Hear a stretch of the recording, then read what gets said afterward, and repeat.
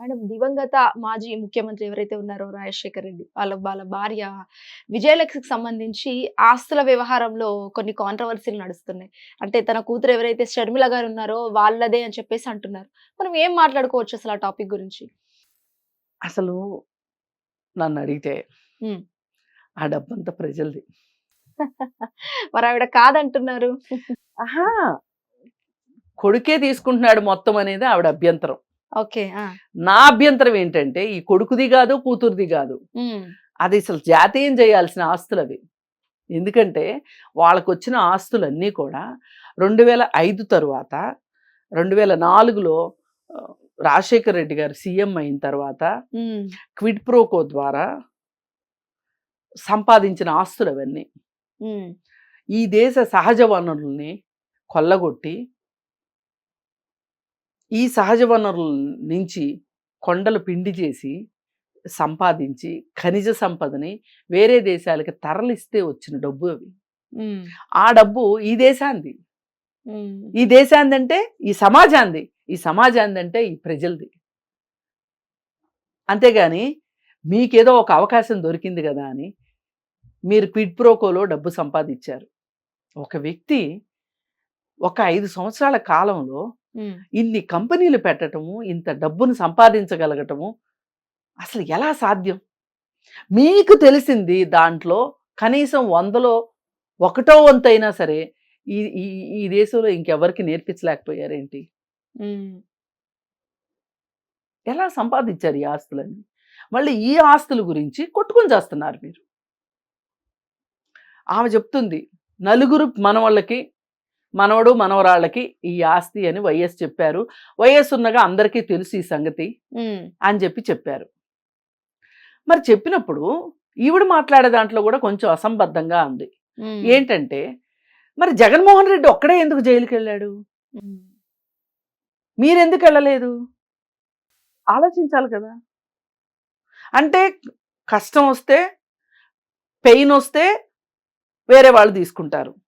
కానీ వాటాల దగ్గరికి వచ్చేసరికి అందరూ వచ్చేస్తారు. అదేమంటే ఇవేం చెప్తుందంటే నన్ను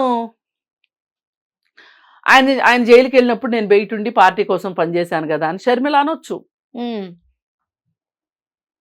విజయలక్ష్మి గారు అనొచ్చు.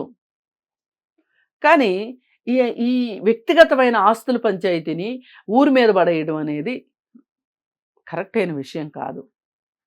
ఎక్కడి నుంచి వచ్చాయండి మీకు ఈ ప్యాలెస్లు? హ్మ్. యలహంక ప్యాలెస్ గురించి మాట్లాడుతుంది, సరస్వతి పవర్ గురించి మాట్లాడుతుంది, ఏవేవో చాలా ఉన్నాయి ఆస్తులు. హ్మ్. ఎంతోమంది దాదాపు 16 ఛార్జ్ షీట్లు ఉన్నాయి, 16 కేసులు ఉన్నాయి మీ మీద. హ్మ్. 14 నెలలు 16 నెలలు జైల్లో ఉండొచ్చారు జగన్మోహన్ రెడ్డి.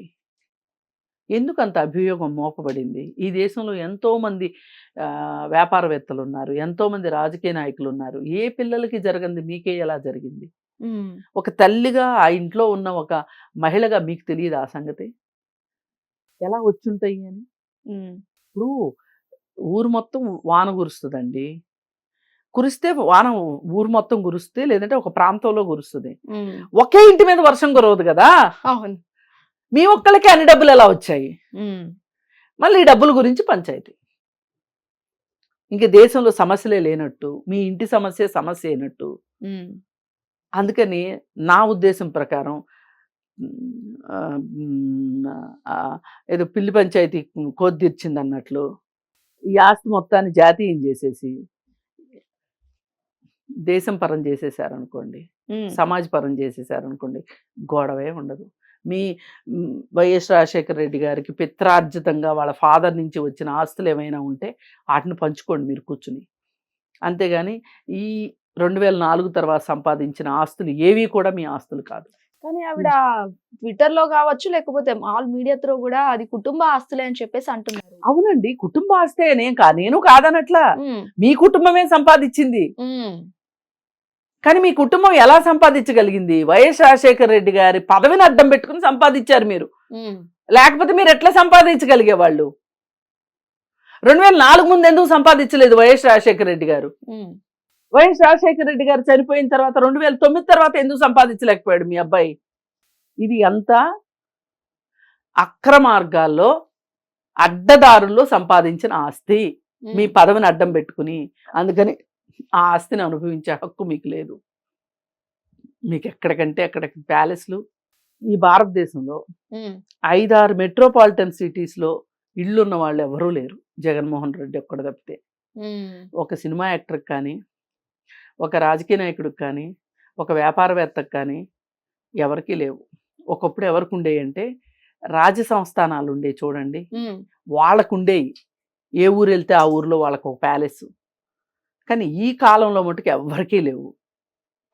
కలకత్తాలో ఉంది ఆయనకి, ఢిల్లీలో ఉంది, బాంబేలో ఉంది, బెంగళూరులో ఉంది, హైదరాబాద్లో ఉంది, మెడ్రాస్లో ఉంది. ఎక్కడి నుంచి వచ్చినాయి ఆస్తులన్నీ?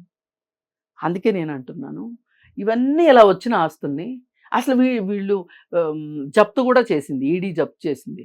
ఆ జప్తు చేసిన ఆస్తుల్ని ఒక్కొక్కటి వెనక్కి తీసుకొచ్చుకోగలుగుతున్నారు మీకున్న రాజకీయ బలంతో. మీకు కొన్ని ఎంపీ సీట్లు ఉంటాయి, ఆ ఎంపీ సీట్లు రాజ్యసభలోనూ లోక్సభలోనూ ఓటేయాల్సిన పరిస్థితి వస్తుంది అధికార పార్టీకి అనుకూలంగా. మీరు ఎప్పుడు అధికార పార్టీకి అనుకూలంగానే ఉన్నారు ఈ 10 ఏళ్ళ నుంచి 12 ఏళ్ళ నుంచి. అందుకు మీ ఆస్తులు కాపాడబడుతున్నాయి. బెయిల్ మీద ఒక వ్యక్తి ఎలా ఉండగలుగుతాడండి ఇన్ని సంవత్సరాలు? దాదాపు 10 ఏళ్ళ నుంచి బెయిల్ పైన ఉన్నాడు. 10 కూడా కాదు, 12 ఏళ్ళ నుంచి. ఎలా సాధ్యమవుతుంది? అందుకని దయచేసి ఆలోచించాల్సింది ఏంటంటే కామన్ పబ్లిక్ కూడా, అసలు ఒక రాజకీయ నాయకుడికి ఇన్ని డబ్బులు ఎక్కడి నుంచి వస్తున్నాయి, ఎలా వస్తున్నాయి? ఒక గవర్నమెంట్ ఉద్యోగికి ఎలా వస్తున్నాయి? ఒక వ్యవసాయదారుడికి రాని డబ్బులు వీళ్ళందరికీ ఎలా వస్తున్నాయి? ఒక నికార్స్గా ఉన్న ఐఏఎస్ ఆఫీసర్కి, ఐపీఎస్ ఆఫీసర్కి, ఒక నికార్స్గా ఉన్న రాజకీయ నాయకుడికి రాని డబ్బులు వీళ్ళందరికీ ఎలా వస్తున్నాయి? గమనించండి ఏం జరుగుతుందో మన దేశంలో. గమనిస్తే మనకే అర్థం అవుతాయి. అంటే మేడం ఇక్కడ ఒక విషయం ఏంటంటే కేవలం ఈ వైఎస్ ఫ్యామిలీ కాకుండా మిగతా రాజకీయ నాయకులు కూడా అలానే ఉన్నారా? ఉన్నారు, లేరు అని నేను అనట్లే. అయ్యో వీళ్ళు ఒక్కళ్ళే చేశారు ఈ మహాపాపం అని నేను అనట్లేదు. కాకపోతే అందరికంటే ఎక్కువ ఛాంపియన్ గా ఉన్నారు. ఇప్పుడు వేరే వాళ్ళ విషయం ఇప్పుడు ఇట్లా ప్రస్తావనకు వస్తే మనం వాళ్ళ గురించి కూడా మాట్లాడతాం. వీళ్ళ గురించి ఎందుకు మాట్లాడుతున్నాము? విజయలక్ష్మి గారు మాట్లాడే వాదనలతోటి ఎందుకు అంగీకరించలేకపోతున్నాము? అలా అని ఈమె వాదనలు అంగీకరించట్లేదు కాబట్టి జగన్మోహన్ రెడ్డి కరెక్ట్ అని కాదు. అందుకే నేను చెప్తున్నా, ఇవన్నీ ఇసుక తక్కళ్ళు పేడ తక్కళ్ళే ఆ ముగ్గురు కూడా. ఆమె ఏం చెప్తుంది? నా కొడుకు, నా కూతురు, నా మనవాళ్ళు, నా మనవరాళ్ళు, నలుగురు ఎవరైతే ఉన్నారో ఆ నలుగురికే చెందాలి ఈ ఆస్తి అంటు, నలుగురికి సమానంగా చెందాలి అంటుంది. జగన్మోహన్ రెడ్డి ఏమంటున్నాడు? నేను ఎక్కువ కష్టపడ్డాను, నేను ఎక్కువ ఎగ్జిక్యూట్ చేశాను, నేను ఎక్కువ మోసం చేశాను, నేను జైలుకి వెళ్ళాను, ఇంట్లో కడుపులో నీళ్ళు చల్లగదలకుండా ఉన్న వాళ్ళకి నేను ఎందుకు ఇవ్వాలి అని ఆయన మాట, ఆయన ఆలోచన. ఈమెమో మేనల్లుడికి మేనగోడలకి అన్యాయం చేశాడు అని చెప్పి ఈవిడ బాధపడుతుంది. ఏది ఏమైనా సరే ఎవరి ఆస్తి ఎవరు పంచుకుంటున్నారు, ఎవరు ప్రేక్షకులుగా చూస్తున్నారు ఇదంతా? అందుకే ప్రజలు నిద్ర లేవాలి. ఇలాంటివి వచ్చినప్పుడన్నా ఆలోచించగలగాలి. ఆలోచిస్తే అర్థమవుతుంది ఎక్కడి నుంచి వస్తున్నాయి అసలు. ఎందుకు 10 సంవత్సరాల పాటు 12 సంవత్సరాల నుంచి ఆయన ఎవరికి ఈ చిదంబర రహస్యం చెప్పలేకపోతున్నాడు ఏంటి జగన్మోహన్ రెడ్డి? ఎలా ఈ ఆస్తులు సంపాదించాను అని. ఇప్పుడు మీకు నాకు ఆ చిట్కా చెప్పారనుకోండి, అన్ని వేల కోట్లు కాకపోవచ్చు, కానీ మనం బతకడానికి సరిపడానా సంపాదించుకుంటాం కదా కదా. అది అందుకని ఏది ఏమైనా ఇది ప్రజల ఆస్తి అని నేను నమ్ముతున్నా. Thank you so much madam. Thank you. Hit TV app, ఇందులో short news, live news, entertainment shows, movies, digital magazines తో పాటు మీ జిల్లా వార్తలను కూడా ఫ్రీగా చూడొచ్చు.